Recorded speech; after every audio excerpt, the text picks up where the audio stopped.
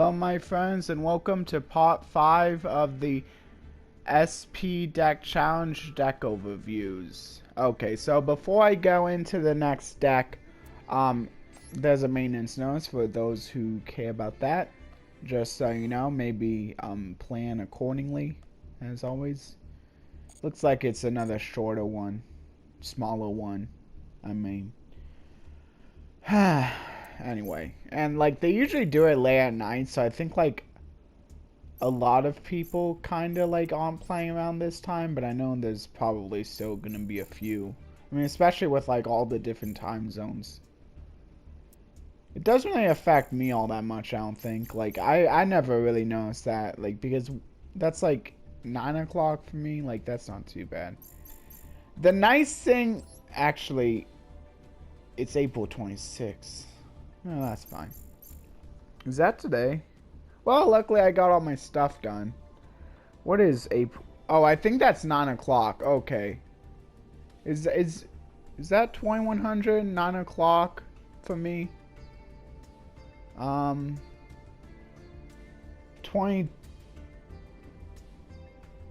Wait, that doesn't make much sense. Oh, maybe it's a different time zone. I'm still able to play it, so I think it'll be fine. Even if it's 9 o'clock, that should be okay. Yeah, because I'll definitely get this done before well before 9 o'clock. Yeah, I should. Yeah, definitely. Okay, so this time I'm going over the opponent's deck for the 4-1, the difficulty 4 duel. Yeah. As a reminder, my deck was Chaos Light. It was like basically taking some of the Blacklisted Soldier cards along with some of the Gaia cards. And my opponent's playing Hoppies. Enchanted Dance of the Hoppies. And the deck description reads, a deck that deploys various types of Hoppy monsters by utilizing the effect of Hysteric Party. Use the effects of Cyber Slash, Hoppy Lady, and Hoppy's Pet Phantasmal Dragon against your opponent's powerful monsters. So yeah, first of all, Hoppy Lady, all the wins gain 300 attack. They're playing all wins anyway, so everything gains 300 attack, so. Including my monsters if I happen to be playing wins. Negating specific effects, this probably won't come up that much. It's probably one of the worst Hoppy Ladies. But my opponent just wants to play all three just to show them off. And then this one isn't really all that great either, because like most of the time I'll probably be just like using it for X deck plays anyway, so I mean I don't really care much if my opponent can't declare an attack. It can sometimes come into handy though. And then Hoppy Queen. This searches for the Hoppy's Hunting Ground, so it's a good card. Also, the thing about it being treated as Hoppy Lady while in the graveyard is nice because it just discards itself, and now it can be like utilized with some of the Hoppy Lady cards that need like Hoppy Ladies specifically. And then Hoppy Chandler, discard a Hoppy card to special summon a Hoppy monster. It's pretty cool that it can also discard non-monsters to activate this effect. And then a little bit of a side note is that while my opponent controls Hoppy's pet dragon, or I guess any other dragon monster, but in this case Hoppy's pet dragon, they can now go into rank 7s, which is my opponent's not even playing rank 7s, so I'm not sure how useful that will be. Hoppy Dancer, you're basically trading out one win for another. This can be good if you want to return one of the wins to your hand that you already like did enough with, and then you have like something really good in your hand. Yeah. This is kind of like that SWAT fog effect, where like you can trade out Swamp Frog for any of the other frog monsters. And then Hoppy Hoppers can get you searches on the end phase. That's pretty nice. Also, it can act as compulsory evacuation device, where you also have to target one of your wing beasts. Wing beasts. Yeah, so it doesn't just have to be a Hoppy. I mean, in this case, I mean, it's still gonna be kind of useful, like if they ever go into any of these like non-Hoppy extra deck wing beasts, but I don't know how good that would be to return those. Anyway, Hoppy Perfumer is another searcher, but this time you don't have to wait into the end phase, so that's nice. It's a little bit quicker. And then you get to add a second card. Oh yeah, some of these cards also have effects that when you have a level 5, they have a bonus. Some of them have that. So this was one of the ones that have it, allowing you to add a second copy. So you, if you can, you want to wait until you basically place your Cyber / Hoppy Lay on board before you go into this, so you can like search for 2. Yeah. And then Hoppy Oracle just special summons itself when you control level 5 or higher. I mean, it can also be the sisters too, so that's pretty nice. Because like technically the sisters are level 5 or higher. And then this one just recurs them from the graveyard instead of the decks, so that's cool. Which is helpful because once you like end up using your spells and traps, now you have a way of recurring them. And then Hoppy Lady Sisters, not much of an effect, just works with the Elegant Egotist, which lets you either special summon a Hoppy Lady or Hoppy Lady Sisters. I think you're rather gonna just want to be special summoning Hoppy Lady. I mean, because it does get you another level 4. Although, like, if you already went into your Cyber /, maybe you can go into your level 6. Although, I don't know if the stats are worth enough to really, like, justify it. And then Hoppy's Pet Dragon. Stat booster, can gain a bunch of attack. Hoppy's Feather is removal. Oh, actually, I guess if you happen to have this, it might be reason to want to bring out Hoppy Lady Sisters, because then, I mean, 2700 attackers isn't bad. Instant Fusion, this is how you're going to bring out your Mavlis, that's the only way. Which is actually still not too bad, because, like, Cyber / Hoppy Lady can technically use any non-tuner. It just wants its quote-unquote tuner to be a Hoppy Lady. And then Hoppy Lady Phoenix in formation can deal damage, maybe like if my opponent just needs a little bit more life point dealt. Power of Extravagance.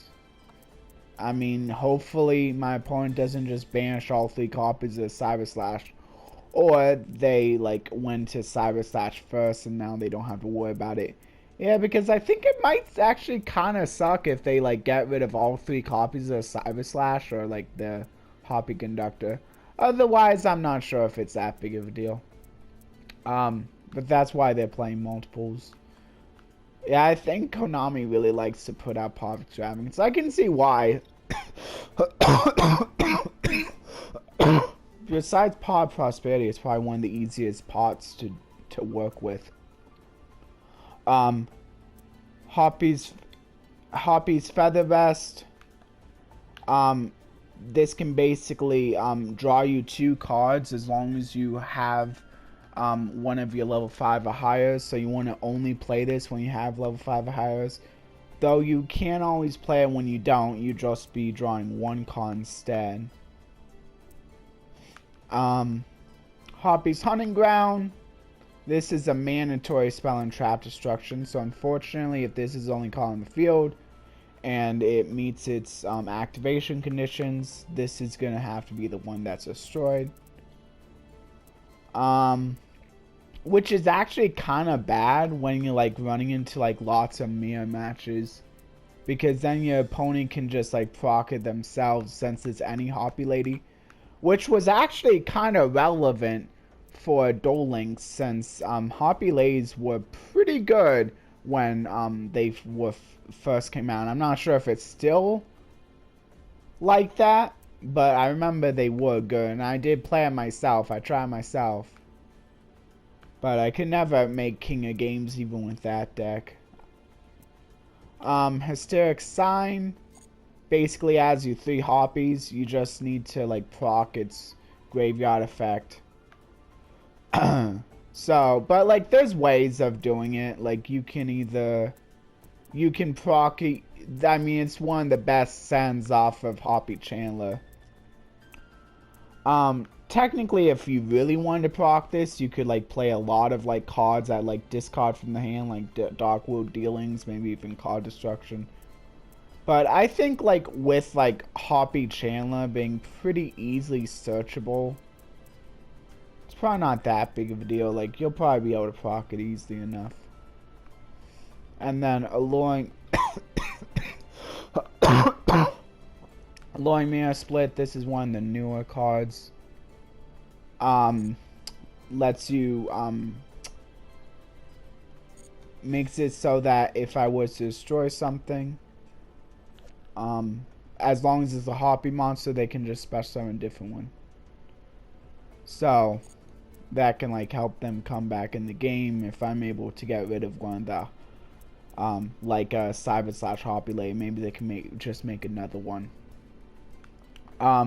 And then Hoppy's Featherstorm. This is one of the best cards for any wing based deck, especially for a Hoppy deck since it can be easily searched. Actually, pretty much any wing beast, because for some reason, hold on, I thought she added it. Does she not? I really thought this card added it. I guess not.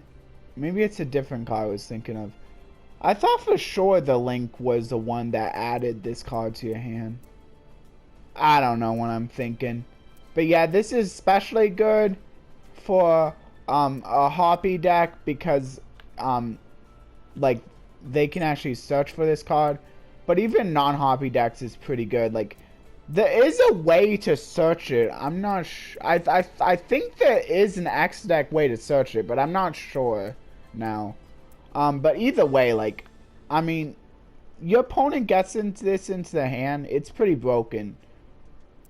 Oh, it's not that this searches it. It's that it's easy to bring out, and it's treated as a Hoppy Lady, and so that means you can now activate this from your hand.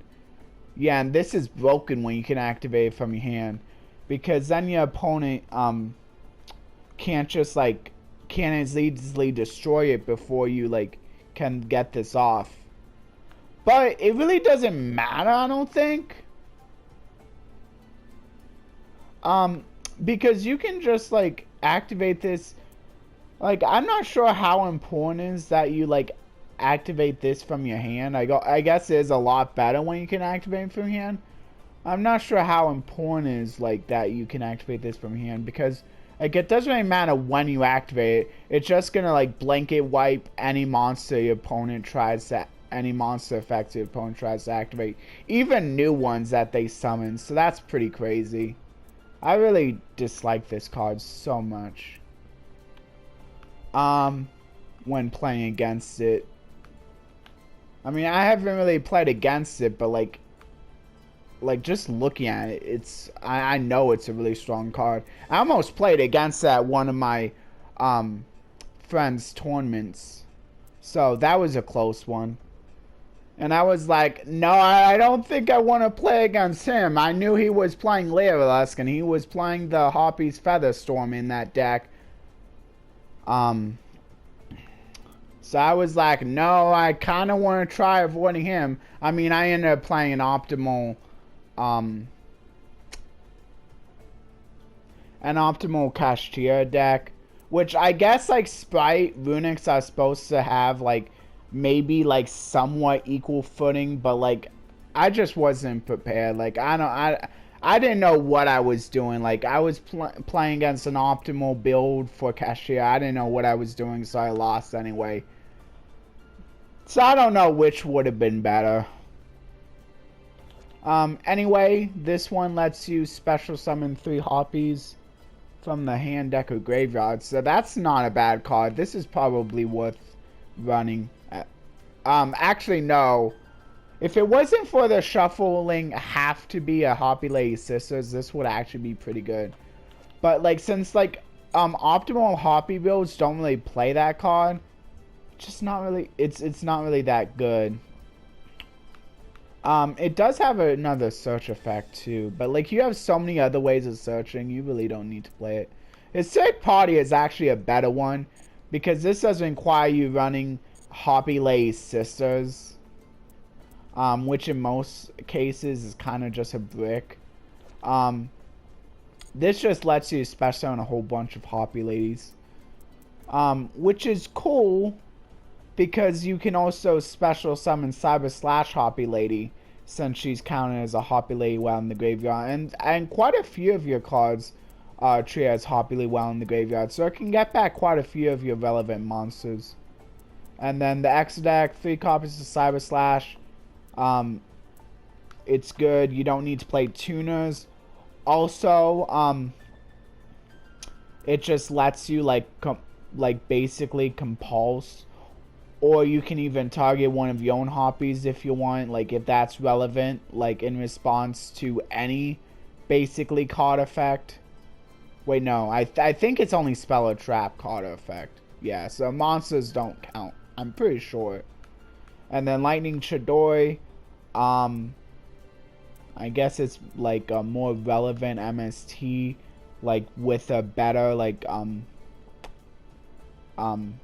thing, like better punish, since usually putting it on the bottom is much better than sending it to a graveyard, because sometimes there's going to be relevant graveyard effects. And then also it has, oh, that's only on Exceed Summon though, but it does have the once per turn effect that lets you return something to top, so that can maybe mess up draws. If your opponent doesn't shuffle and they really don't want to draw into that card again. Harpy's Pet Phantasmal Dragon.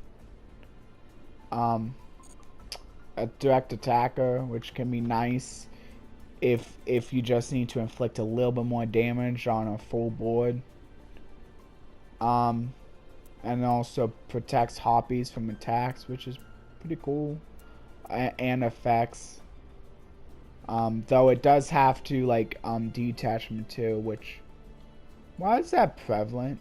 Oh, because its card effects can only be applied and resolved while it has material. That's why that has that effect. And then this one,